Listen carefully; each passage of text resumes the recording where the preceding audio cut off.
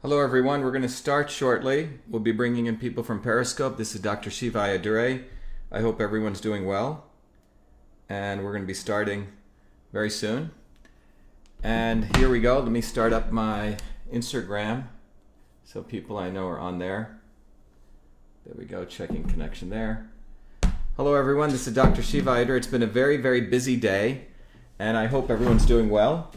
But we're going to talk about something really, really important today, which is actually looking at applying systems thinking, applying a lot of the skills that I acquired at MIT, which is biological engineering, which is a systems approach to really understand how we look at helping the critically ill, and also how we look at boosting our immune health. So it's really going to be about the critically ill and boosting immune health.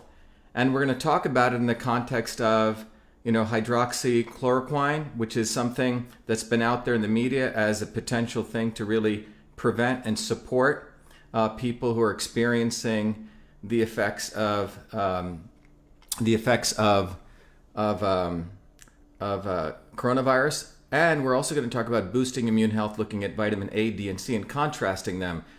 It's really, really important that we go deeper because the mainstream media, as well as big pharma, as well as people like Fauci, are not really educating people on how, at the molecular level, these things work. So I hope in a very small way I can really help this discourse, but my real goal is to educate you because it's important that we live in a world right now where education and knowledge matters. And this goes back to what I've shared before, that we keep electing these really, really stupid people into office. Lawyers and lobbyists who know nothing. In fact, right in Massachusetts, just to give you an update, I'm running for United States Senate and the Boston Globe, and I'm running as a Republican. I don't care about the Republican Party establishment, but I have to run on one vehicle. But I'm running as a Republican to get on the ballot. I've been on, everyone knows about our campaign, but frankly, the racist Boston Globe is not only racist, but they don't want to really help everyday working people. They don't care about poor whites, poor blacks.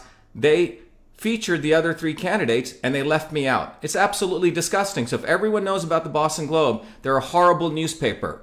And they're like the New York Times. These fake news media leave out everyday people in even discussing them. So our entire goal right on the campaign right now is to get on the ballot.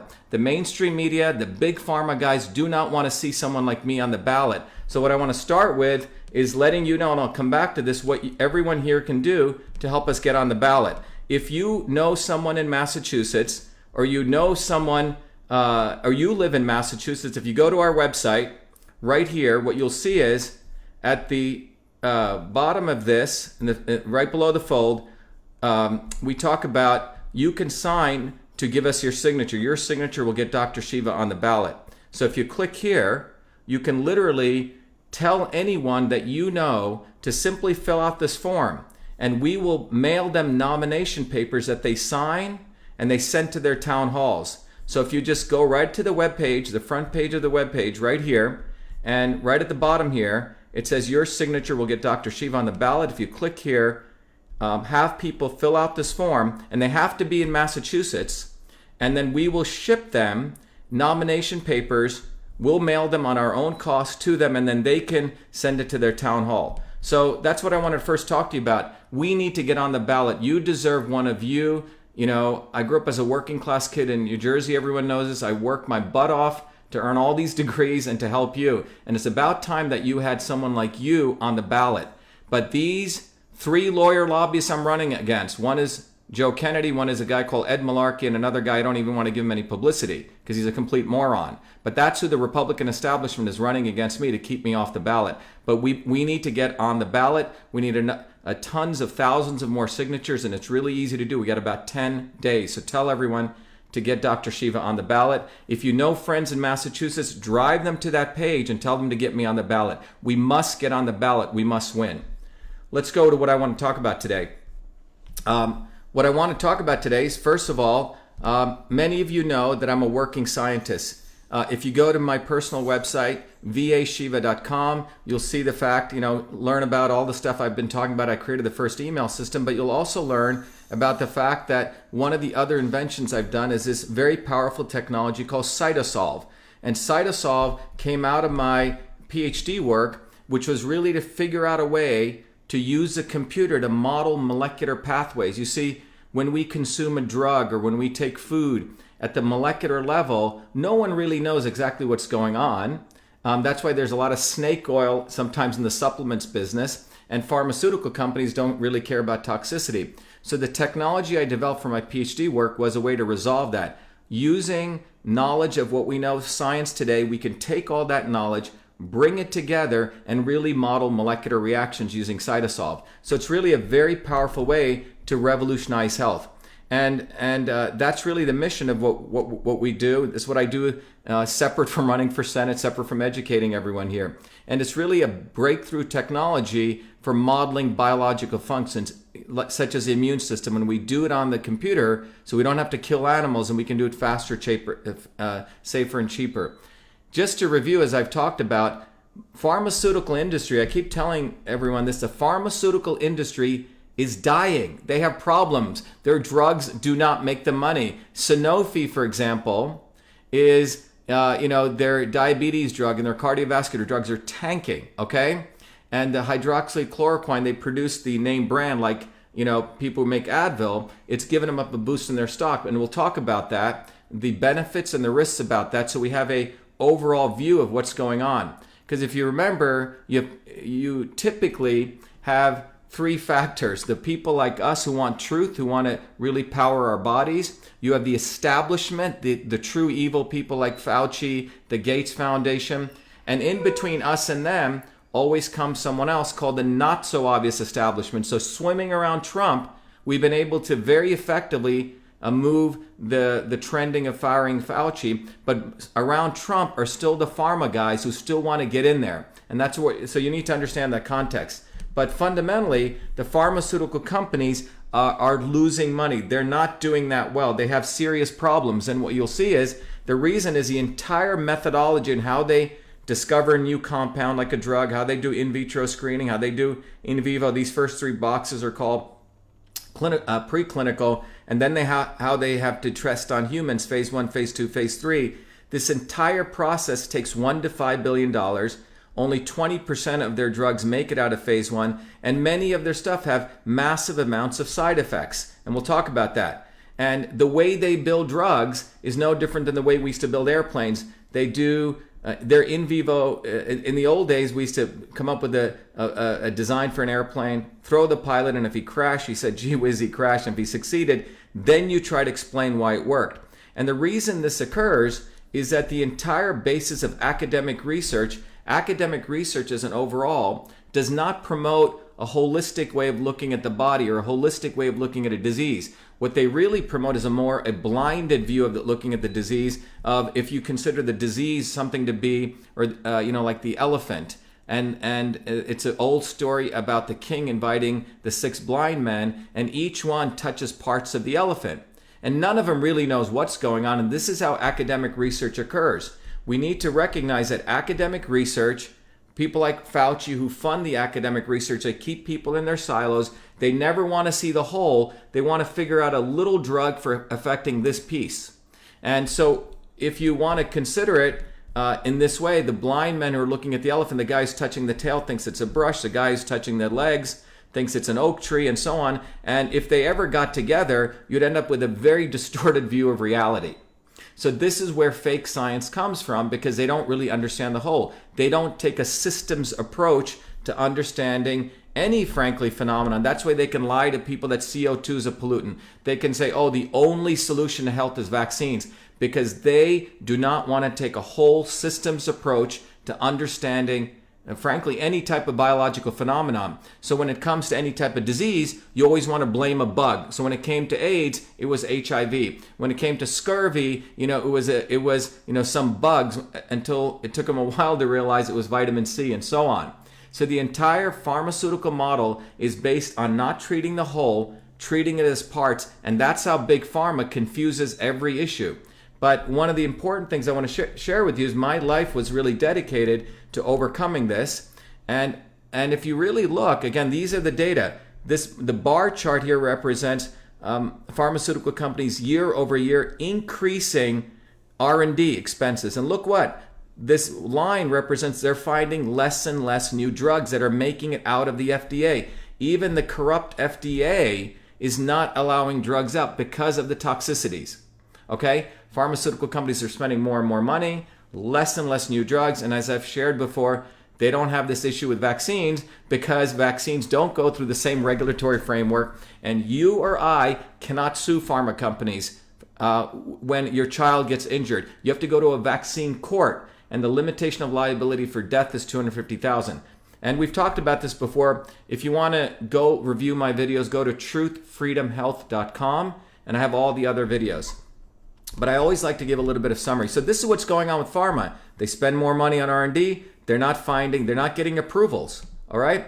So this was what led me to a system approach to medicine. In 2003, everyone recognized when the Genome Project ended that we have the same number of genes as a worm, which means the number of genes is not who we are. Complexity is a function of the molecular reactions that take place. So we have to take a systems approach to biology. And as I've shared before, you can see this chart here. In 1993, when the Genome Project started, we thought we had about 100,000 genes. We knew a worm only had 20,000. And by the time the Genome Project ends, about here, it turns out we have the same number of genes. So this led to a recognition that if we wanted to understand the whole body, that it's not just the genes over here on the left side, it's the proteins and all the ways this stuff interacts.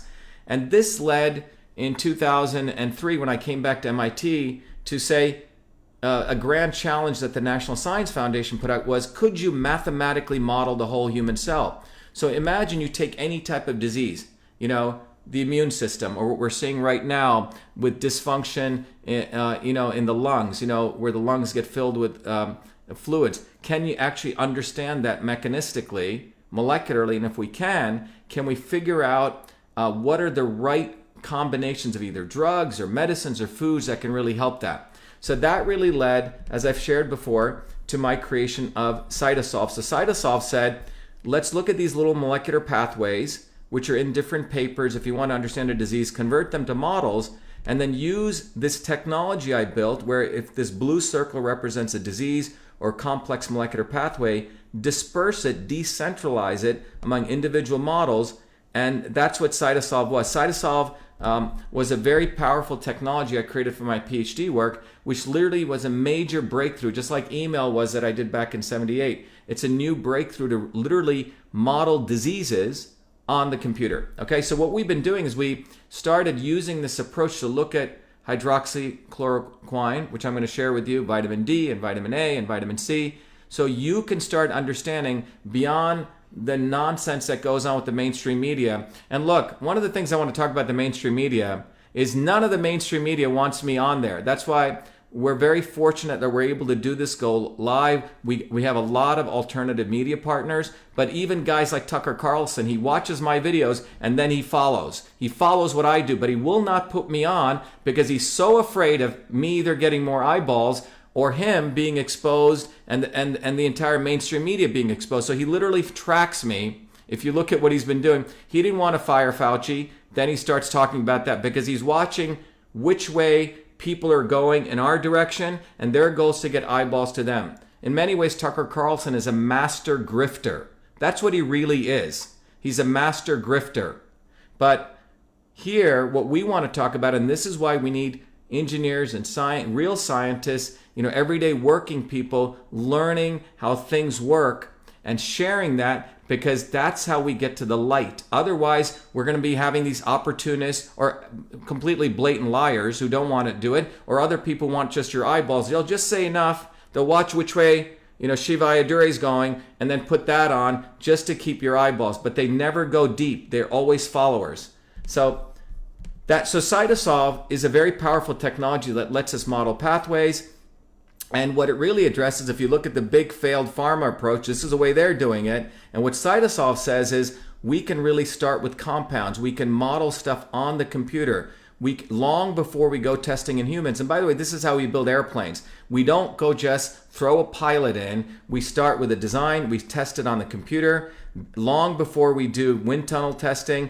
but we understand the physics, and that's what Cytosolve is. So, and by the way, we've created a very powerful framework where we bring in partners. It's a decentralized environment, as I'm sharing here, to really understand how, let me go back here because I didn't share this with you. So this is Cytosolve, where we can really model things on the computer, very much like how we build airplanes. We do it on the computer, and it's a whole environment we've built to collaborate with people. So we've been, over the many weeks, we've been talking to many different MDs, many different partners, getting their ideas, so we bring that all in. But fundamentally, we're able to look at the papers that are out there, not just a single paper. You see, guys like Fauci, guys like the pharma guys, they want to take one paper, the guys that they fund, okay, in big academia, and then use them to prove some point they want to prove, which may not actually be true, to support their monetary and economic interests, and it does not have to do with your health. But what we do here is we literally mine all the papers that are out there.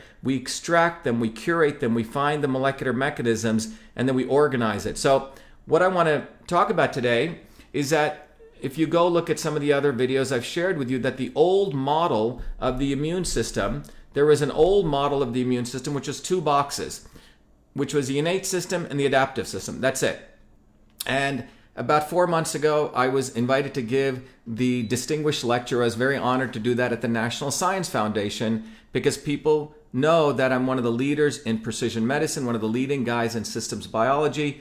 So I share that with you, not to just pat myself on the back, but someone like me is recognized even by the mainstream guys. They can't ignore me, and they have a lot of respect for me. So I was asked to give the talk at the National Science Foundation. What I shared there was that this model of the immune system, where you see a pathogen come in, your innate immune system is the parts of your immune system, which are your eyes, your nose, your skin, where a pathogen first comes. And then in the old model, then after a while, your adaptive immune system kicks in, and it generates antibodies. So if your innate immune system is like akin to infantry, which goes and shoots everything, the adaptive immune system is more targeted, okay?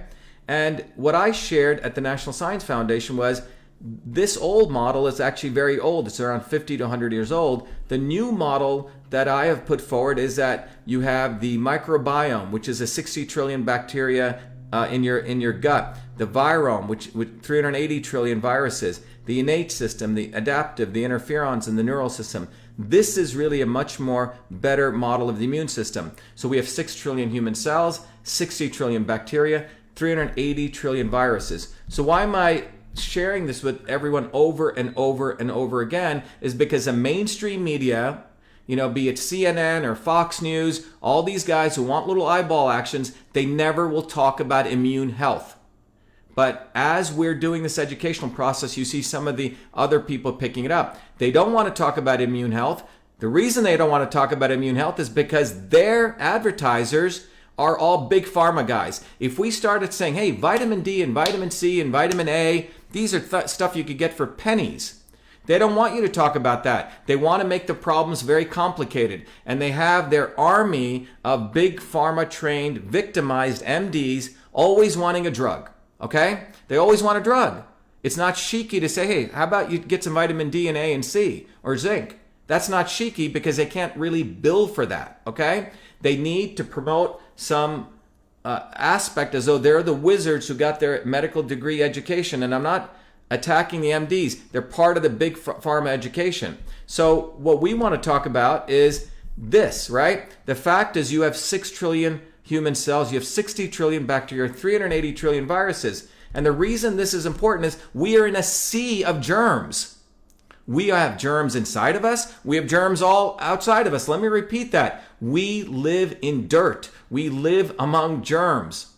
And this notion that, oh my God, this germ is going to kill me and it's going to destroy me, this is the big lie of big pharma. This is the big lie of the silence of big academia, because they do not want to discuss this larger thing that we live in an amazing ecosystem of microbes, viruses, and we're never going to get rid of them. We're never going to get rid of them. And the thought that you're going to vaccinate the hell out of everyone and that's going to solve the virus problem is total bullshit. It's a big lie, and the news media is not talking about it. They will never have me on their mainstream media because it will go against their narrative to fear, fear, fear, so they can promote Fauci and pharma. Fear, Fauci, pharma. That's what it's about. Fake science, fear, Fauci, pharma. But let's talk about some real science because that's what you deserve. And fortunately, I can share that with you. First of all, as we've talked about, viruses do not harm or kill us. It's the overreaction from a weakened and dysfunctional immune system to the virus that hurts us. And it's that dysfunctional immune system response is a result of underlying pre-existing conditions. And here's some of them: obesity, diabetes, heart disease, smoking, immunocompromise, and let's not forget the environment: dirty air, dirty water, dirty food. So in summary, if you look at most of the people who are dying out there, it's not healthy people. 99% of them already have had other disease. They have an obesity issue, diabetes issue, immunocompromised, or they're the elderly as their immune systems go down. That is not being featured. Again, that's not being highlighted. I don't see Tucker Carlson talking about it. I don't see CNN talking about it. And Tucker, if you're listening, you probably will talk about it, but you won't put me on because you're so damn afraid of guys like me because you want to be a grifter. And it's really, really unfortunate because this message should be going out to tens of millions. In fact, Fox News, by the way, called us, wanted to have me on, and then they got scared back by their executives. A very nice woman who said, Shiva, my mother saw your videos, I want you on, and then she was nixed. That's what goes on with mainstream media. I say shut off mainstream media. They don't deserve your eyeballs. Period. It's really, really disgusting. But the bottom line is that it's an overreactive immune system. We got viruses all around. We're being attacked. But when your immune system is overreactive and dysfunctional, your body attacks itself. That's what's actually going on. Okay? So let's talk about that. Now, what I'm showing you here, you've heard the term cytokine storm, okay?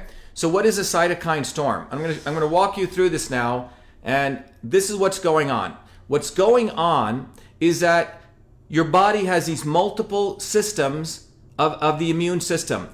When you feed it properly through right nutrition, and again, nutrition isn't even talked about by Tucker Carlson or CNN or any of these guys, okay? Tucker Carlson will start getting really upset talking about something else, which he watches what I'm doing, but maybe now he will. But they will never talk about nutrition. They will never talk about food. They will never talk about vitamin D, vitamin A, vitamin C, and we can go down the zinc and all that, okay? Why won't they talk about it? Because it does not support their narrative, which is their buddies that they hang around with, their clubs, which are from Big Pharma. Now, what happens when you have a compromised immune system? So imagine you have 6 cylinders and only 2 are working. Well, when only 2 are working, those 2 will overreact. So in your body, you have the innate immune system, you have the interferon system, you have the adaptive system, you have your amazing gut microbiome, you have your neural system. Well, when all of these are working together, your body knows how to take a hit, come back strong, and get stronger. But if one of your immune systems, for example, your macrophages in your innate system are shot up because you eat too much freaking sugar, okay? And you have gliotoxins, which knocks out your macrophages as well as your T cells. Now you're just reliant on what's called cytokines. So when a virus comes in, your own body not only tries to attack it, it overreacts and it unleashes cytokines. So this is a good diagram that represents that. So what you're seeing, because we're talking about acute respiratory distress here, here you see your activated T cells, your activated macrophages, your activated neutrophils, and including your epithelial.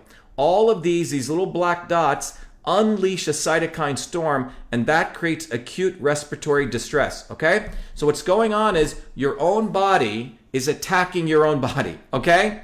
Now, this doesn't occur to all of us if we have the right nutrients, but it occurs to those people who've destroyed their body. But as you age, your thyroid level functions go down. You don't have proper vitamin A. You're in the house. You don't get enough vitamin D. And what you create is this cytokine storm. And that cytokine storm starts attacking your own body. Certain viruses, because of their shedding, sometimes it attacks the endothelial, as I've talked about. You start bleeding. Sometimes it attacks your epithelial and you get fluid edema in the lungs. Okay? It manifests itself in different ways based on the individual, based on the exogenous substance, but the bottom line is it's an overreactive immune system. I hope that's clear, all right? Don't let anyone BS you anymore, bullshit you anymore, that these viruses, which are all around us, are what harms you. It's an overreactive immune system. So the issue is, how do we beef up the immune system? How do we boost it? Okay? So that's what we're going to talk about. So I want you to see this carefully, because this is sort of what the cytokine storm looks like. All right? Now let's talk about this very interesting paper, because I wanted to explain this to you, called acute respiratory distress syndrome. Now, when you get that cytokine storm, I'm looking in the lungs at one of your alveoli. So let me explain this. Your lungs, when I breathe in, right? If you breathe in, what happens is you increase volume. And if you follow Boyle's law, pressure times volume is a constant. As volume goes up, pressure comes down. Basic Chemistry 101, 7th or 8th grade. If you didn't study it, I want to teach you again. PV, P1, V1 is equal to P2, V2. It's called Boyle's law. All it means is that as volume increases, pressure comes down. So when I breathe in, volume increases, the pressure goes down in my lungs, and that's why low pressure air flows in. When you breathe out, volume decreases, pressure increases, and you go out. This is a process of inspiration and expiration, okay? When you breathe in air, inside your lungs are these beautiful little sacs called alveoli, A-L-V-E-O-L-I, alveoli. So you breathe in your air, you're getting oxygen in, and what are you trying to do? You're trying to oxygenate your blood. The blood comes from your heart, the blood with CO2 in it, which means quote-unquote dirty blood, and then you want to infuse it with oxygen. So now you get oxygenated blood, and all of this is occurring in this beautiful structure called alveoli, okay? So what does that look like? So here's the alveoli. Okay, I'm looking at one of them. Now, when an alveoli is under distress, this little beautiful little bulb here, which is called the alveolus, gets filled with fluid. And when you have lung injury, this leads to the endothelial and the epithelial with increased permeability. What do I mean by that? This is your alveoli. This is the endothelial right here. This is your artery. We're just bringing in beautiful, old blood, and it's going to infuse it with oxygenated blood coming in here. Now, when this is under distress, as I mentioned, when you have this cytokine storm, when this takes place, look what happens. This starts filling up with fluid that's coming in, as a narrative here says, ALI leads to lung endothelial epithelial injury, increased permeability of the alveolar capillary barrier. That means this capillary here, this barrier breaks down and you start getting fluid in here.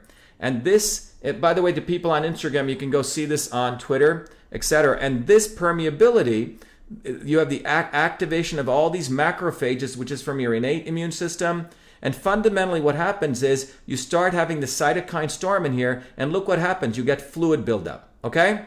And all sorts of chemical cytokine storms is taking place, as I talked about here. So the cytokine storm is taking place in this little bulb, and fundamentally what you have is your little beautiful alveolus is starting to fill with fluid, okay?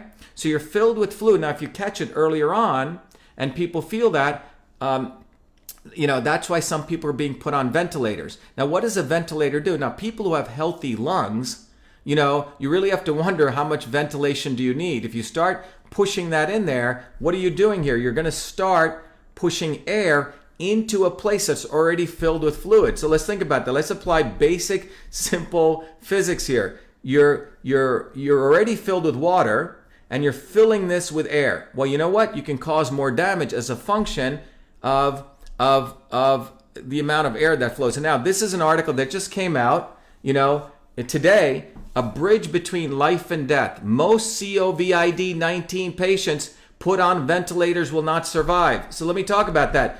All these ventilator companies are making a ton of money right now building ventilators. So I want to talk about, in my letter to President Trump, I talked about 4 groups of people. The healthy people, who I said we should beef them up with some DNA. Then we're talking about the immunocompromised, who I said we should give high dosage DNA, vitamin D and vitamin A. And I talked about the people who are in critical condition. For them, I said we need to get them on vitamin C. High critical, what I'm talking about is people who are really critical, okay? Where their lungs are filling up with that fluid. They're older people. And what we're doing is we're putting them on ventilators. Is that the right thing to do?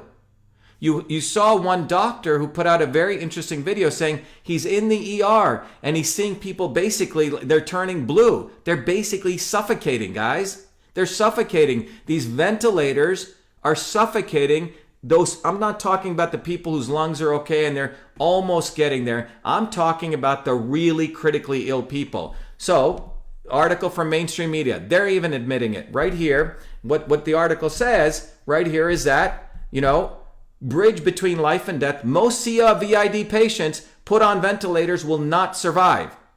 Why the hell are we putting them on ventilators? Well, here's what's happening. If you see this case here, you're starting to fill up right here with the fluid from the cytokine storm. Now, if they're in the early stage, you can put them on low ventilation, very low, okay? These are people who have, reasonably healthy lungs. So you shouldn't be putting those ventilators on high motion, and it'll help some clearing. But what we're doing is we're putting many of these people who are weakened on high ventilation. And look what it does here. It further increases right at the alveolus. So if the injured lung is ventilated with high tidal volumes, that's what they're doing to people. They don't know what to do because a cytokine storm is taking place there. You have a massive cytokine storm, and instead of addressing the fluid, think about how stupid these people are because they don't understand physics. Again, MDs, nice people.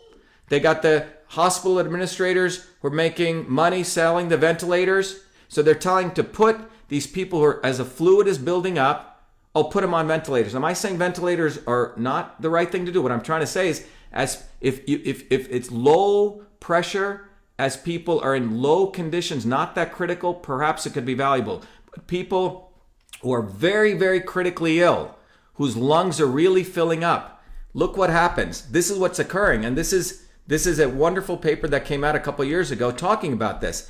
It says if the injured lung is ventilated with high tidal volumes and high inflammation pressure, high stretch ventilation, then lung injury is exacerbated with increased lung endothelial and epithelial injury. What that means is you get more breakage, or you have more of the scarring taking place here, more of the macrophages. You're basically increasing the cytokine storm, okay? What you're doing is causing more damage. We're pummeling that beautiful little alveolus, which is filling up with fluid. It's already injured, and you're sending massive pressure in there when the volume has decreased. So you're going to have more pressure, and you're basically further injuring the lungs, okay? So just think about it. Let's just step back. Okay, you got your lung sacs filling up with liquid. You're in critical condition. It's already undergoing a cytokine storm. So remember what the cytokine storm does is it's your own body starting to eat away at its own tissues, not the virus. It's not the virus. It's your own body's cytokines because of the pre-existing conditions. Now you have the cytokine storm, and then you're pummeling it with high pressure air as the fluid is building up. It makes no sense. Here's the solution that, by the way, the solution I'm going to talk about, anyone listening out there, President Trump, if you're listening, people listening out there, listen very carefully. If you have loved ones, this is about saving people's lives. I'm talking about that critical group. What do? Well, we don't surely want to do this, right? We don't surely want to send more air in there. This is stupid, okay? And that's what that doctor was observing. Let me talk about vitamin C. Now, there have been hundreds and hundreds of papers written about the value of vitamin C. I'm not going to talk about the maintenance dose. I'm going to talk about how we should be using IV vitamin C right now in the ICUs, in those critical people, because as a USA News article said, most of them are going to die. You know what? IV vitamin C is safe. You drip it, and that's what we should do first, okay? If these people are gone to that critical condition, give them vitamin C, IV vitamin C.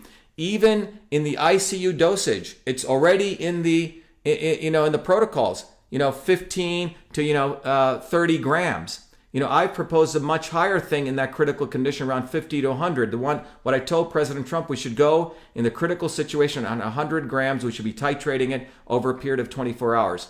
But what I want to share with you is what I'm presenting here is something that's well written in the literature, and I want to walk you through a couple of papers. Okay, many papers. So here's a paper. Vitamin C may reduce the duration of mechanical ventilation in critically ill patients. A meta-regression analysis, Journal of Intensive Care. Okay, this came out in 2020. Okay, this just came out. So we're talking about is the fact that a meta-analysis where you're taking lots of research and it's clearly showing that vitamin C may reduce the duration of mechanical ventilation. The more we put people on that high pressure, the more cause for damage, especially if a cytokine storm is taking place. We need to address the cytokine storm. Again, stupid people never want to address the core. They want to always address the symptom.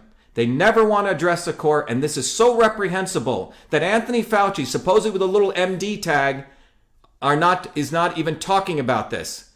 That the ER doctors are seeing this. They don't know what's going on because their hospital administrators who are money makers want to sell ventilators.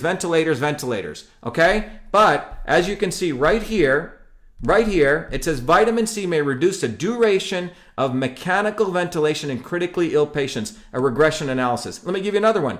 Vitamin C can shorten the length of stay in the ICU, a meta-analysis.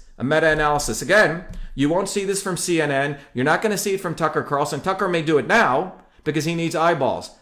And I'm frankly a little bit not only upset in a critical condition like this, in a situation, none of the academics are saying anything about this. No one is talking about for the critically ill that let's help them right now in the ICUs. And again, this is not my great ideas. This has been talked about in the literature. The issue is why isn't it out there? Vitamin C, again, can shorten the length of stay in the ICU, meta-analysis. Here's another one, vitamin C supplementation in the critically ill. And if you can see the conclusion here, if I can read it to you, it says, the administration of intravenous vitamin C may lead to vasopressor sparring effects and reduce need for mechanical ventilation in the critically ill without affecting overall mortality. However, these results should be interpreted in light of limitation of the primary literature and should serve as a preview of upcoming trials in the area. So this one is even being very, very, conservative in a major journal. Clearly, it can help reduce the amount of high pressure ventilation. Cytokine storms taking place, you do more high pressure ventilation, you're going to damage the lungs. So vitamin C at minimum can help reduce the amount of that ventilation, mass ventilation, that pressure that we're putting on the arteries, on the alveoli. Now, I want to share this very interesting article. This comes from a mainstream journal, which is pro-pharma, okay? The Journal of the American Medical Association. They're always pro-pharma. They're funded by pharma. They're owned by pharma. Even JAMA, okay? Even the Journal of American Medicine, it says the effect of vitamin C infusion on organ failure, and biomarkers of inflammation and vascular injury in patients with sepsis and severe acute respiratory failure. That's what we're talking about. And what I want to walk you through is even in this article, where, by the way, let me just show this example here. I want to show, if I can take this away for a second, and I'll bring this back up and I'll put that in. You can see even in this paper, they showed in the placebo and below here, vitamin C was nearly about a 20% reduction in terms of really helping the respiratory issues. So this is placebo, this is vitamin C. More importantly, let me put this back in so I can present this again. This is a conservative journal. They even acknowledge, they said vitamin C compared with placebo is associated with a significant reduction in 28-day all-cause mortality and with significant increased ICU-free days to 28-day and hospital-free days to 60 days, okay? Now, this paper, but said we need to do more studies, it's not conclusive, and that's what you would expect from the mainstream media journals. But the point is they agreed that it can reduce the ICU stays. And after this paper was done, another set of leading researchers really exposed, even in that paper, how they try to play with statistics, because if you actually looked at the real data, you would find out that it was quite profound. But the reason I wanted to share with you, even on the negative side, even the Journal of the American Medical Association, which is pro-pharma, even acknowledged that vitamin C can have massive, massive effects. Now, why does this work? Let's talk about why, so you can get educated on why vitamin C is powerful, okay? First of all, vitamin C is beneficial for these three reasons, but I put it into two categories. First, it inhibits the cytokine storm through immunomodulation and antioxidant and anti-inflammatory activity. and it is also antiviral. It disrupts viral replication. So let me explain that. So we got all that cytokine storm, again, taking place. People are immunocompromised. So now you have people in the critical condition. They didn't bother to eat well. They didn't get enough sunshine. They're older. They're declining. They have pre-existing conditions. So now they're in the ICU. Why does vitamin C work? Well, first of all, it's going to reduce that cytokine storm. Everyone getting it? We need to reduce the cytokine storm. That's what we need to do. And there's two ways we can do that vitamin C helps to do that. It modulates, it's like shock absorbers. It modulates the immune system, okay? It's going to modulate that immune system. Second, vitamin C is a powerful antioxidant because when the cytokine storm is taking place, there's massive amounts of ROS, reactive oxygen species. There's massive amounts of inflammation taking place. That's what we need to attack. We need to take that on so we reduce the fluid, okay?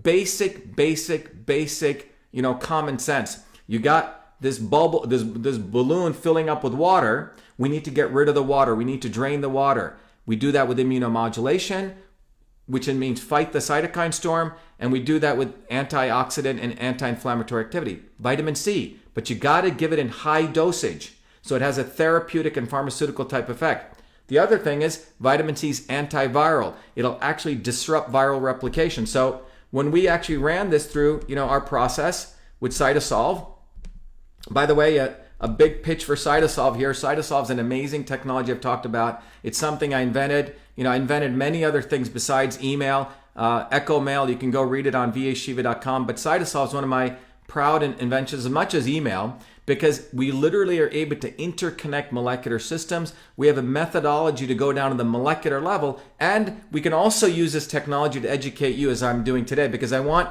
everyone to actually learn, because you're not going to get this from Big Pharma. You're not going to get this from the mainstream media. So what do I mean? So there's two big things. It inhibits the cytokine storm, and it really supports antiviral activity. So how does it do that? So I'm going to walk you through this. So first of all, vitamin C is immunomodulation of the cytokine storm, and it kills overactive immune cells. So you get it? So you have all these immune cells which are highly overactive. It's basically someone gone crazy, and you got to take them out. That's what happens when a cytokine storm is taking place, and that's why the lungs start filling up with edema. So what we can do here, right here, what we can see here is that vitamin C, high dosage goes in, and through a series of pathways here, it actually, in a very ironic way, creates reactive oxygen species. It creates a oxidative environment, and this oxidative environment goes and knocks off what's called GAPDH. So on the right here, see what happens is immune cells are overreactive. That's what happens when you have a cytokine storm. Your own immune cells start getting angry with you, okay? So they get overreactive. And in this case, this chemical, GAPDH, it's overexpressed. There's too much of it. And what vitamin C does through this process in the immune cell, it starts inhibiting GAPDH. And the loss of GAPDH leads to suppression of the activated immune cells that are responsible for creating the cytokine storm and eventually sepsis. So what sepsis is, where you start having this infection, your own body's eating away itself. So your own immune cells are going crazy, they're angry. So what vitamin C does, it goes in and it creates reactive oxygen species, which are essentially, think about it as a whole chemical warfare to go lower this GAPDH, which is overexpressed in active immune cells, overactive immune cells. So you're basically using vitamin C to calm down your immune cells. I repeat that again. Your vitamin C is modulating like a nice shock absorber and modulating things down. But you got to give it in high dosage. We should be giving this immediately to those people who are in critical care. And I hope President Trump is listening to this. And all you doctors out there who I know you care, know this, what I'm saying is true, and you should be fighting for this for those patients if you want to save their lives. Basic molecular systems understanding, which comes from biological engineers like ourselves who actually go in there and see this as an engineering system. We're not here to sell pharmaceutical drugs. If this, do this. If this, put them on a ventilator. No, we got to understand the physics here. So that's step one. The next thing I want to talk about is vitamin C is also powerful antioxidant, anti-inflammatory. What does that mean? So look on the right here. You have the infected epithelial cells, which are the cells on the surface of the alveolus. you have the innate immune cells. All of these cells, when they're overreactive, start putting out these inflammatory cytokines right here. And these inflammatory cytokines over here create the cytokine storm, which results in acute respiratory distress, and you get the disease. Well, vitamin C literally comes and blocks this. Well, how does it do this? Well, vitamin C is a potent antioxidant, and it scavenges all those virus-induced free radicals, as well as restoring other cellular antioxidants. And then vitamin C also inhibits the activation, if you want to know some chemistry, what's called NF-kappa beta, nuclear factor kappa beta, a major nuclear transcription factor that's involved in the release of numerous pro-inflammatory cytokines. So what vitamin C is doing is, first of all, it knocks down those pro-inflammatory, the things that are causing the fire. It knocks them down because it's a very, very powerful anti-inflammatory, and it's an antioxidant, okay? It's serving to gobble up all those free radicals, okay? So the immunomodulation, you're modulating the immune system, you're knocking out free radicals, and you're also inhibiting the activation of these pro-inflammatory cytokines, okay? That's what vitamin C should be doing. We need to be giving this IV, even if we don't go what I'm talking about 100 grams, even the 15 to 30 grams, every 6 hours. Very, very beneficial. We should be doing this right now for those patients, particularly the critically ill. Again, the USA News article is saying that they're going to die anyway. So let's give it to those people right away. So that's vitamin C, okay? I hope that helps. And a couple of other points that you want to take away is vitamin C has an antiviral activity, okay? If you look at this diagram here, here's a cell surface. The virus comes in. It attaches to the ACE2 receptor. We're talking about coronavirus. So when you talk about the coronavirus, to give you some basic understanding here, you have the cell surface. The coronavirus lands on it like a lunar lander. It lands and it connects to what's called the ACE2E module. It tries to stick in there, and then it tries to get into the cell. But it attaches to the ACE2 receptor. So in the case of vitamin C, what it does, as we'll see here, vitamin C blocks. So once it gets in, now you see right here on the left side, to the left of vitamin C, we're seeing that the virus is inside your cell. Then it starts replicating. This little green thing right here in these blue areas, your ribosome starts replicating itself right into here. And then what it's doing is vitamin C stops this RNA replication. So it stops that. That's one thing. So it stops the nucleic acid replication. Then if it makes it past this, it starts replicating. It starts assembling the virus into here. Well, guess what? Vitamin C stops that. It inhibits the virus assembly. And then it inhibits the virus particle getting out and replicating itself. This is quite powerful. It's an antiviral activity. So vitamin C works in 3 ways. It inhibits the nucleic acid replication process. It inhibits the virus assembly here. And it inhibits the virus particle transport. So think about that. Vitamin C is amazing. It's freaking amazing. It has antiviral activity. And this is not something that is sort of weird that only the vitamin people take and only the vitamin supplements people. This has been known for many, many years. And the fact that Anthony Fauci, the fact that people advising the president are not talking about this is frankly criminal. Because there are people dying right now, which they claim they want to help, but they seem like they're more into quarantining us, flattening the stupid curve, not helping those people that are ill. And they got all the idiots out there flattening the curve, flattening the curve, flattening the curve. Okay, flatten the curve. But what about those people who are dying right now? Why don't we hit them with IV vitamin C? IV vitamin C, as I shared here, just to summarize, it has 3 different activities here.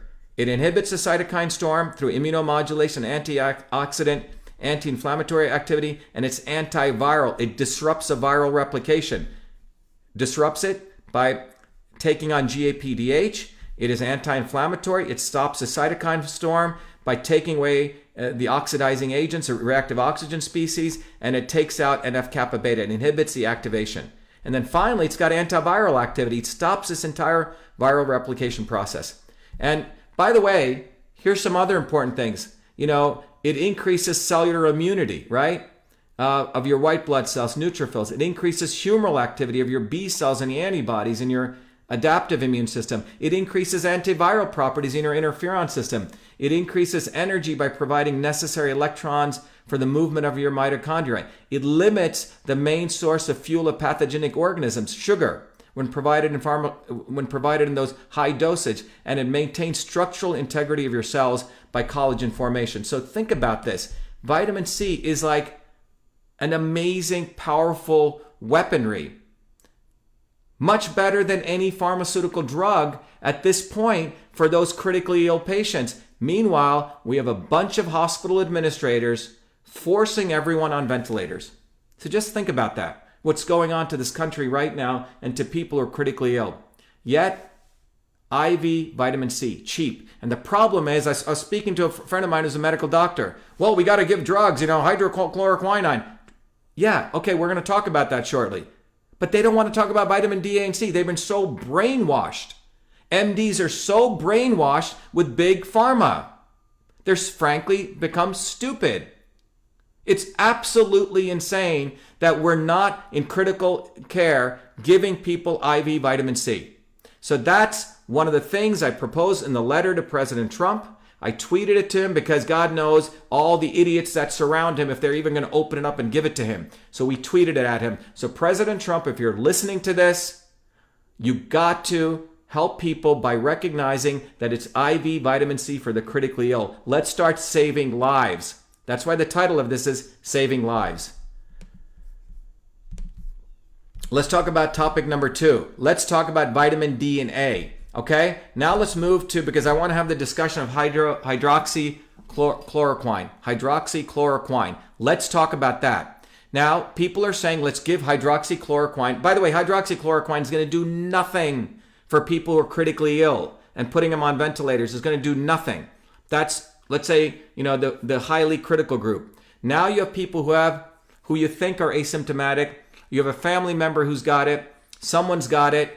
So the notion is you give hydroxychloroquine, earlier, okay, as a prophylactic. And I'm going to show it to you that it has some benefits and it has side effects. But before I go there, if you want to prevent yourself from being attacked by the virus, you want to shield your family and your loved ones so they don't go into that critical condition, there's 2 things you can take right now, which I also put in the letter to the president.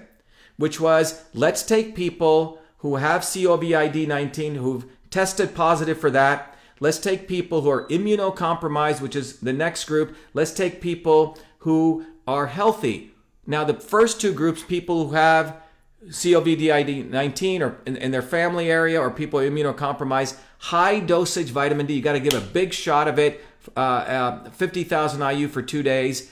Or 400,000 IU of vitamin A. By the way, these are pediatric doses. People say, oh my God, that's high. Go read the literature. If you don't believe me, it's been there. 80,000 papers written on vitamin D, tens of thousands of papers written on vitamin A. So why is vitamin D and A good? I've talked about this. If you go to the videos at Truth, Freedom, and Health, you can go through the details, but let me just review. Vitamin D is antimicrobial. Vitamin D is like the musket. It produces bullets called cathelicidins, which literally take out and disrupt the walls of the bacteria and disrupt the walls of viruses, etc. They lyse them. They break them up. That's what vitamin D can do in one massive shot. If you take it regularly, it has even better effect. Vitamin A builds the beautiful walls, the cytokeratin walls, so the viruses can't even enter. Okay, this is something that's a prophylactic. It supports you. It's a preventative. Okay, so how does that work? Let's go into it and study the chemistry, again, the biology, again, the science. Okay, so you have your alveoli here. This is the epithelial. These are the alveolar macrophages. And here are these little viruses swimming around here to the left of TNF. So what happens? Well, your macrophages, there are 2 kinds, the anti-inflammatory and the pro-inflammatory. The pro-inflammatory are what get kicked in when you're attacked by a virus.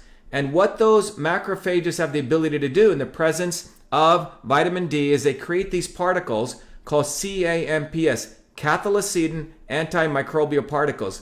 These are antimicrobial peptides that are evolutionarily conserved. They're the oldest mechanism of action towards microbial pathogens, and they involve pathogen cell disruption of the bacteria and viruses. So what do I mean by that?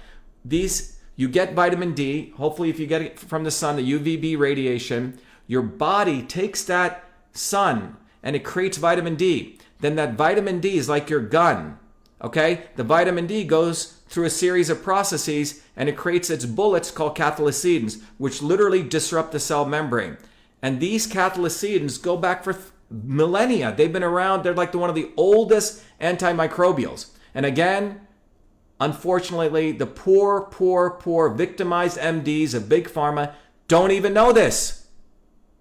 And I have a lot of friends of that. Vitamin D, they scratch their heads. That's too simple of a solution. Vitamin D is a hormone. It affects so many processes. They're always looking for a freaking drug. It's so sad. These guys who pay a lot of money to go get all that training don't even know the power of vitamin D. And it's one of the most important things that's antimicrobial. By the way, when, frankly, stupid fake science Anthony Fauci is talking about flattening the curve, you know what's really going to happen? When the sun comes out and we start getting vitamin D, we're going to see this go away. And they're going to say, oh, it's because we flattened the curve, we washed hands and social distancing. That's what they'll give it to. They're going to give it to that. Not because of vitamin D. And this is how fake science starts, because they don't want to focus on actual simple solutions, because that means no more money for Fauci, no more money for his friends at MIT, Harvard, all these people who get funding. Well, imagine we said vitamin D works. Where's all their funding? It's all gone. That's what we're talking about. These guys do not want simple solutions. They want complicated solutions. That's why they need their little white jackets and their little stethoscope and their bow ties, because they got to create this wizardry. When there's no wizardry, you're looking at a simple engineer, got a bunch of degrees at MIT, but I'm a working class guy, no different than a plumber or electrician. When I look at this problem, and when you look at this with common sense, what comes out of here is very simple. Vitamin C, stop the cytokine storm, okay? Vitamin C, stop the cytokine storm. Vitamin D, let's take out, it's an antimicrobial, okay? So how does that work? Okay, and we'll talk about vitamin A, protects your layer. So what does vitamin D do? Well, here's the mechanisms. This is what we do at Cytosol. We study mechanisms. Here's a cell wall. Here's vitamin D coming in. That's what this chemical here is. D3, by the way, if you're going to get it, get calciferol. It comes in, innervates your nuclear membrane, and guess what? Your body then produces VDRs, vitamin D receptors, and this process then produces these little circles over here called CAMPs, cathelicidin antimicrobial peptides. These things, so here we're looking at HIV virus. What happens is your body your immune cells will suck in that virus into these phagosomes, but without these cathelicidins, you're not able to go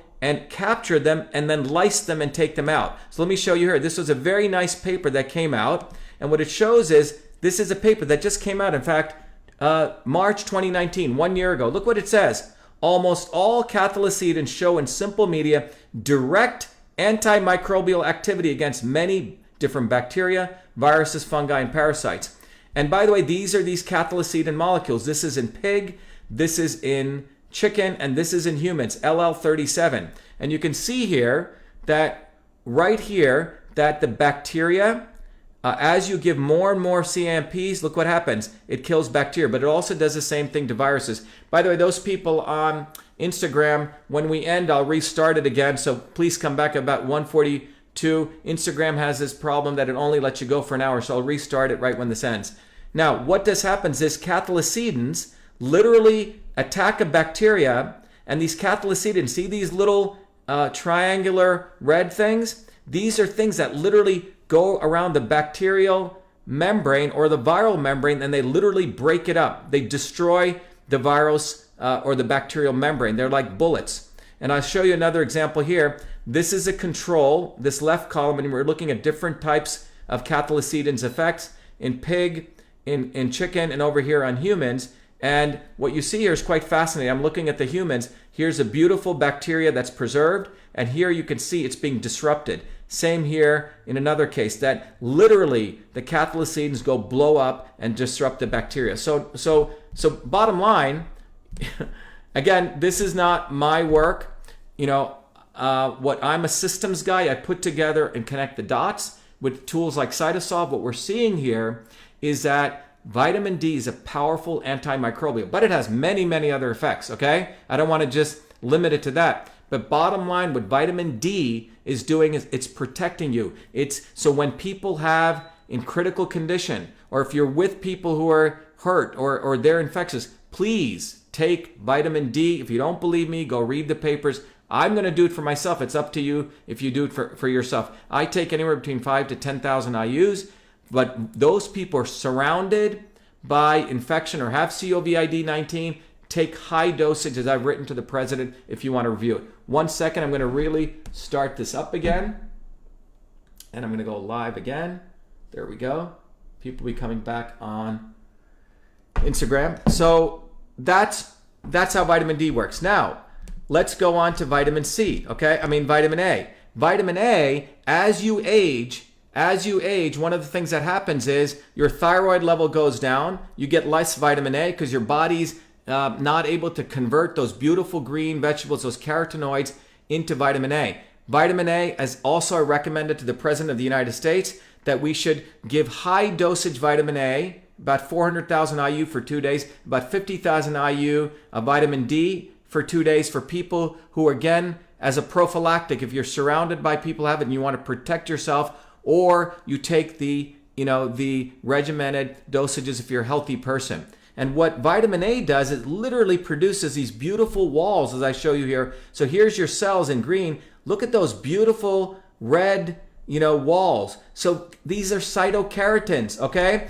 Very much like vitamin C supports it, the vitamin A does it even more directly, okay? Vitamin A literally is beautifully encasing your cells, protecting them. Why is that important? Well, that's like putting on some armor around yourself so the virus particles can't even get in. They can't even connect to those receptors.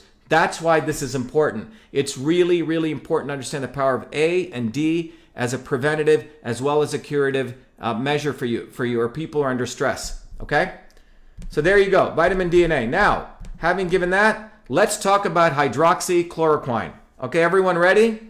Everyone ready for hydroxychloroquine? If you want to tweet everyone that hydroxychloroquine's coming, you may want to let them know that, okay? Let's talk about hydroxychloroquine. Everyone's heard about this, but what is it, okay?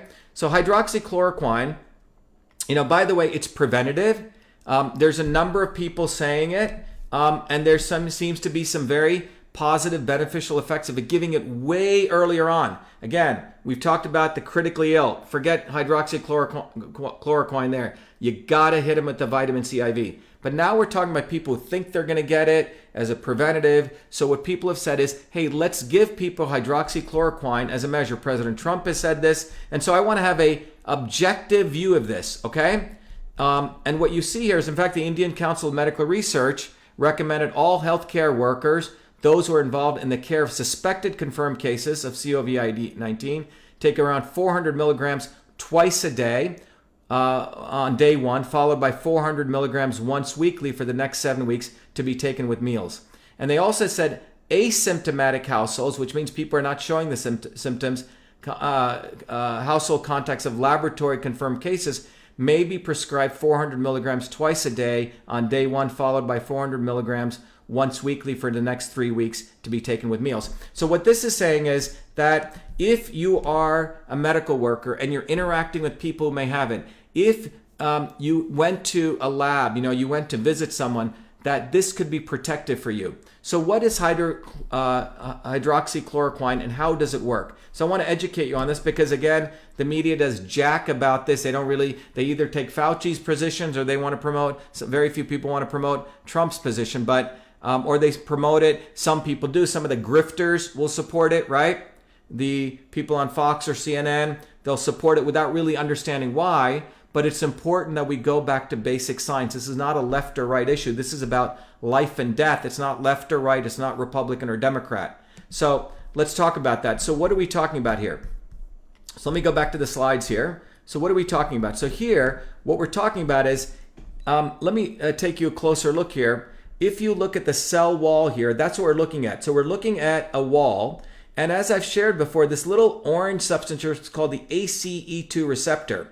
Well, guess what? the virus, the way it enters a cell is it's got to, so if the AC2 receptor is here is like a glove, it's got to come in and lock into it. Okay, so here's a virus particle, it locks in, and in order for it to lock in, it's got to go through a process called glycosylation. Okay, glycosylation. I'm not going to get into what that process, but in order for this to occur, glycosylation has to take place at the AC2 receptor. It's a chemical process where glycoproteins go through a metabolic process, but it's a glycosylation. So in order for the virus here this is your cell surface, to stick into that AC2 receptor, it's got to go through the process of glycosylation. Well, guess what hydroxychloroquine does? From the mechanistic analysis that we've been able to understand, it inhibits virus entry. So that's a good thing. So it literally blocks this virus particle from interacting with the ACE2 receptor. And that's where we talk about the inhibition of the glycosylation of ACE2 receptor and these spike proteins, and it's an inhibition of the virus particle binding to the ACE2 receptor. There's a spelling mistake there. And it's reduced virus entry. So what you're doing is, one part is you're stopping that virus particle from coming in to the cell. Okay, that's a good thing. Very good thing. Okay. Now, the other thing that the hydroxychloroquine does, it also inhibits viral replication. Okay, so remember when I shared with you vitamin C inhibits viral replication, so does hydroxychloroquine. That's a good thing. And how does it do it? Again, the same diagram here, you can see that hydroxychloroquine here stops the RNA replication right here. So as the virus comes in, it puts out its nucleic acid and it starts replicating. Boom, it stops it there. It also stops the inhibition of the virus assembly. So this RNA has got to go into the virus shell that's emerging. It stops that, and it also stops the virus particle transport. It blocks all these three things. That's amazing. So hydroxychloroquine stops the virus particle or reduces the virus entry, and it stops the replication process in three ways. But those three ways are the ways that also vitamin C works. Okay? So one of the important principles that medical doctors are supposed to learn, we in engineering learn it. When you build something, you want to make sure you don't blow up people. You want to make sure you don't hurt people. In medicine, it's called do no harm. So you have here what I've talked about, vitamin D and A as a prophylactic, as a preventative. It can also be used in those intense conditions where someone is being infected. Very, very powerful. And for critical care people, the vitamin C. But now let's weigh, okay, you've been exposed to someone, or you think you may have it as a prophylactic. The goal is hydroxychloroquine is being promoted. I'm here to tell you that you can have the same opportunity with vitamin D and A. Vitamin D and A, remember, vitamin D is an antimicrobial. It stops that replication process. It blows up the cells with the vitamin D. And vitamin A, it protects you with those beautiful cytokeratin armor, okay? So the cytokeratin armor is protecting you from vitamin A coming through, and then vitamin D is taking out those the walls of disrupts the cell membranes. So what do you choose? Do you go vitamin D and A, or do you choose hydroxychloroquine? And by the way, hydroxychloroquine appears to work even better with zinc, because zinc also stopped that viral replication. So the one way to look at it is, by the way, hydroxychloroquine, another important feature, is also inhibits the cytokine storm. So remember, I shared with you here the epithelial cells. Let me go back to the PowerPoint here. Epithelial cells and the infected cells are creating a cytokine storm. Well, hydroxychloroquine, it has the inhibition of the inflammatory cytokines, for example, TNF alpha. It disrupts the cellular iron homeostasis. It inhibits TNF alpha mRNA expression. It stops the inhibition. It's inhibition of the pre-translational stage, and it's an inhibition at the post-translational stage. And basically attenuates the inflammatory response, thereby controlling the cytokine storm. So again, another powerful aspect of hydroxychloroquine, it stops the cytokine storm, okay? And as I shared with you, that's very similar to what vitamin C helps do. Vitamin C helps stop the cytokine storm, and hydroxychloroquine does that. Okay, so what are you going to do? Do you take your vitamin D, A, and C in a prophylactic, or do you take hydroxychloroquine, particularly for those people that the Indian government has recommended, those healthcare workers? And here's the problem, okay? Here's the problem. Hydroxychloroquine does have side effects, and you can list them, okay? It's got a number of them, as I'm putting here, 1 to 33, from diarrhea, simple diarrhea to headaches, all the way to loss of hearing, to stomach pain, swelling of the feet and lungs, and it goes on, okay? These are documented throughout the literature: yellow eyes or skin, nightmares, nervousness, irritability, unusual behavior, unconsciousness, so on. So look, everyone knows that I have a deep, deep regard for the President of the United States. He's been a disruptor against both parties, against the establishment. I have spent a lot of time, and all of we have the campaign called Fire Fauci. By the way, nearly 30 to 40,000 people have now signed up there. And there's about 1,000 MDs which have signed up. It's quite extraordinary. People are understanding that we have the agent of big pharma, big vaccine, the WHO, CDC, the whatever the top-down model of the Chinese want to do, that's Fauci. I think we understand that as a clear, obvious establishment. But as I've shared in many of my talks, next to the establishment, we also have the not-so-obvious establishment. Around Trump are also running around a lot of the pharma guys. Remember, pharma is failing. They're not doing well. Their big goal is mandated vaccines, big profit because they can't get sued, but they still want to get their drugs through, okay? So I have to, with all due respect, because I'm a scientist, because I believe in do no harm, have to share both sides. So what you look at is I've shared the very powerful things that hydroxychloroquine can do. No doubt about it. It inhibits virus entry, it inhibits viral replication, and it inhibits a cytokine storm. However, what we need to understand is that it has nearly 61 side effects. And just to give you this analysis, you can see that Sanofi stock was crashing, okay? By the way, Sanofi, hydroxychloroquine is a generic, no different than ibuprofen is, but we all know that a lot of people like to buy the Advil, right? Because it has that brand equity. So yeah, from a marketing standpoint, we could say, oh yeah, it's a generic, I can go get it anywhere, ibuprofen.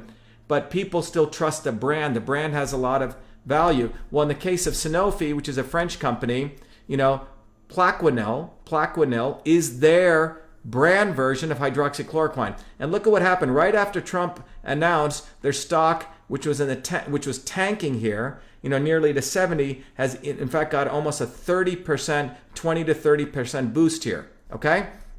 So what's the summary here? In summary, and maybe we'll take some questions, is that vitamin C for critically ill, no side effects. Vitamin D and A, preventative and supportive, no side effects. If we go to hydroxychloroquine, it's preventative, take it with zinc, but it has around 61 side effects. And that's it, ladies and gentlemen. That's what I wanted to share with you. The bottom line is, we really have to consider, yes, this has effects, but do we want to swim with big pharma again? Do we want to let them get in, or do we want to use this opportunity to start educating all of ourselves? Vitamin C, a vitamin. Vitamin D, vitamin A, vitamins. And if there's one thing you take away from this, for those in critical care, please recognize those are highly critically ill people, whether it's coronavirus or whatever, but their lungs are filling up with water, edema, and you're putting more and more air in there without addressing the core issue, which is a cytokine storm. With IV drip vitamin C, it's absolutely criminal. That's why that doctor who put out a video, he's saying, this is not helping, and he's absolutely right. We're actually asphyxiating these people. We're drowning them. That's what we're doing. Number two, you have two choices now. You can take the drug, which Sanofi can make a lot of money from their brand. Yes, it's a generic, right? It has 61 side effects. Or what about vitamin D and A? That's the choice. But I want to give you this choice, and I once again want to tell the President of the United States that I'm here to help you. I'm here to share all this knowledge, which we're doing directly. And the mainstream media is not going to do this because they're followers. They have their interests in big pharma.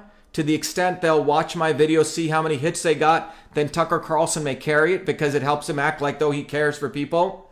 He's a master grifter. That's what Tucker is. He had many opportunities to support me even during my election campaign, but he frankly pussied out because he got hit with other issues. But it's time that I don't really rely on the mainstream media, neither should you. But what I want to share with you is that we have a choice, okay?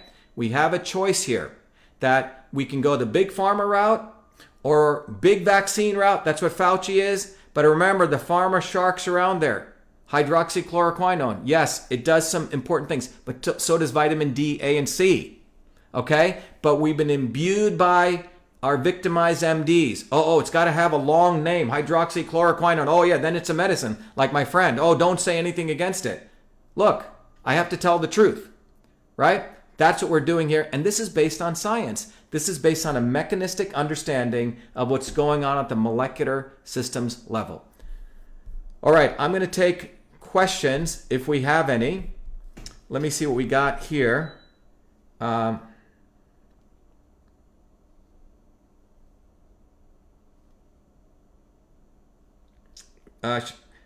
Shiva wants you to moderate comments. Tap or swipe. Dr. Shiva, you're in a class above them. Thank you, Dr. Shiva. Okay, let me see what I got on YouTube here, if I can see. Everyone, let me go here. I'm sort of a one-man show here, if that's okay.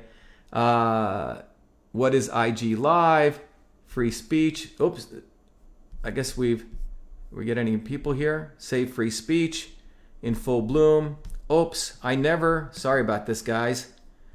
I feel really bad. I never went live on YouTube. I'm so terribly sorry. Everyone listening on YouTube, I'm so sorry. If you want to see this, please go to Twitter, VA_Shiva. I forgot to start my stream on YouTube. I'm really, really sorry.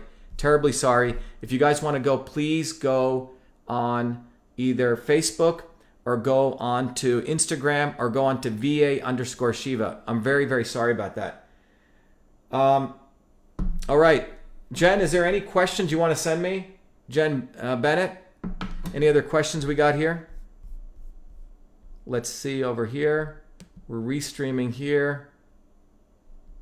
Okay. All right. Okay. Well, we have a lot of questions coming in here on Periscope. But what I'm going to do in the interest of time, because I have to take another, let me see what's up on here on Instagram. Taking vitamin D supplements as dose of 10,000 IU sufficient. Can you explain why the Ventnor treatment is and what the alternative is? How can we help you reach POTUS? Okay, so let me answer some questions here. First of all, one of the things I would be remiss in if I didn't mention this, one of the key ways I think everyone can help yourselves is that, first of all, I am running for U.S. Senate, as people know. Let me go back here. And one of the important ways people can help right now, wherever you are, is that you can go to my website, tell people in Massachusetts we need to get thousands of signatures to get on the ballot. Have them go to my website, shivaforsenate.com, Shiva for Senate, numeral 4. Go down here, and if they click on this button, people in Massachusetts, because of the coronavirus, it's very hard to collect signatures. So we're going to be spending a lot of money, a lot of postage, where people can fill out this form. It says, get Shiva on the ballot, first name, last name, their email, their phone, their address. And if they do this, we will send them out the nomination papers with envelopes so they can then follow these instructions and they can submit the nomination papers. So everyone listening, do that.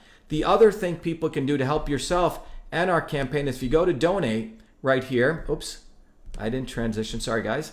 Let me go back here. But if you go here again, let me repeat this. If everyone goes to our website, if you click on the button right here and you scroll down, it says signature to click here. If you click here, tell your friends in Massachusetts. Tell your friends wherever they are. You know, if they're not in Massachusetts, if they're, if you're outside, tell your friends in Massachusetts to go to this page, fill out their name, their email, their phone, and we will send to them literally a nomination form. It costs us almost $3-4 to do this, but they can fill it out and they can submit it. So everyone do this right now. We need thousands of people filling this out. Okay? Right here on the front page, click this.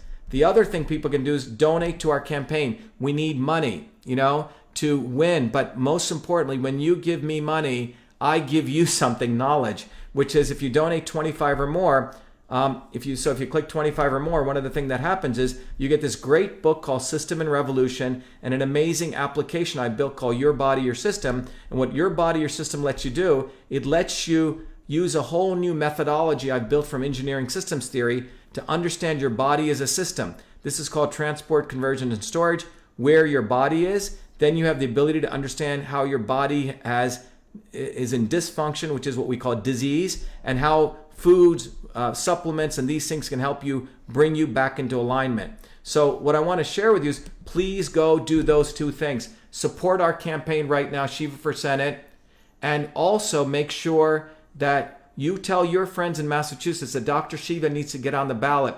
Please click. We will mail you stuff. So when you give us money, we're not only giving you books and software tools to help you understand the body of the system, but we're using that for postage, because it's almost, we have to send them a mailer, then they have to submit it to their town hall, and then we have to then get it from them. So it's a complex process, but this is the only way we can do it right now when the coronavirus is taking place. All right. Any other questions we have here? Oh, ventilators. So a bunch of questions on ventilators. So remember, if someone's critically ill, the immediate solution is you take these ventilators and they do the work of their intercostal muscles to help breathe. Well, most of the people, it's not like their intercostal muscles aren't working, but they have fluid. They basically have fluid in their lungs, in their alveoli, because of the cytokine storm. So in closing, please, at least, for God's sake, if you want to save lives, if there's one message here, go help those people. Go advise the doctors. Go tell their families if their people are in critical care and they stop putting them on ventilators. You just saw in that article in U.S. News and World Report. This just came out today that people are going to essentially die. The people aren't making it from these ventilators. You know who's doing well? The ventilator companies, okay? The ventilator companies are making all the money, and the hospital administrators are getting kickbacks on it. It's a whole nother discussion.